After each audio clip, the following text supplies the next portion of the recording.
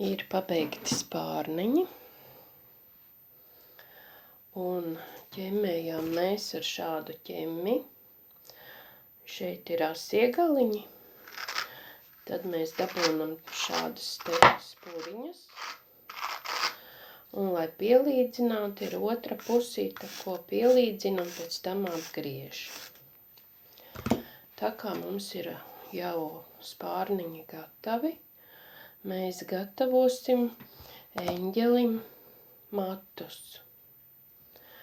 Ieveram, lūk, diegu adatā un taisam matus.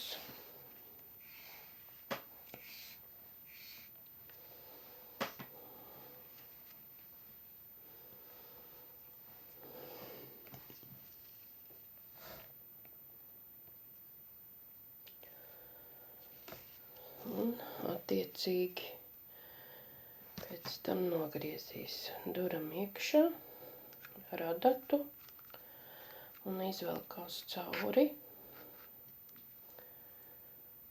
un nogriežam attiecīgi garumu. Matiņi tāpatās pēc tam tiek pielīdzināti pēc vajadzības. Un tā mēs dabūnam matus tādā veidā arvien vairāk un vairāk. Eņģelim matus es parādīju, kā taisa, un tad mēs dabūsim kartoniņu un ap kartoniņu liksim, tīsim apkārt kleitiņu taisīsim eņģelim. Kleitiņu un rumpītis, pie kā turēsies galviņa. Tinam labi daudz.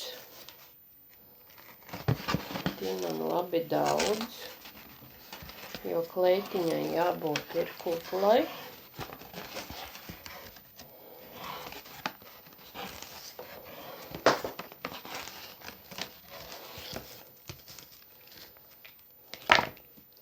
Es eņģelītim arī esmu sagatavojusi sirsniņu,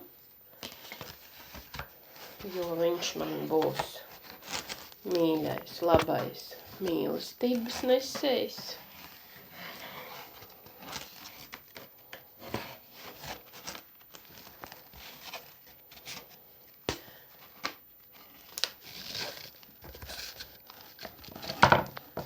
Man debes tēvs ir mīlošs.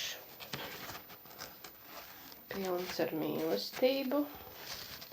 Viņš gādā par nabagiem.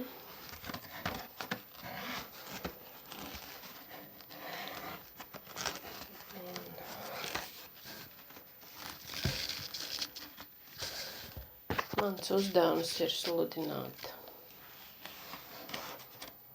un nest jums atgriešanos no grēkiem.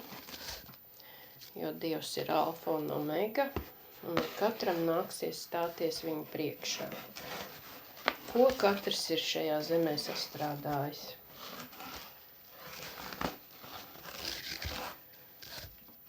Lūk tā, un tad mēs šādi tinam daudz, lai šis eņģelis ir tiešām kuplu kleitu.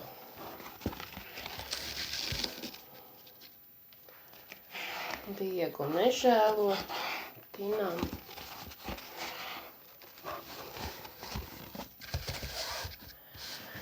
Un tā kā būs daudz satīts, tad mēs šitik tālu aptīsim, tā kā zvaniņu izveidosim.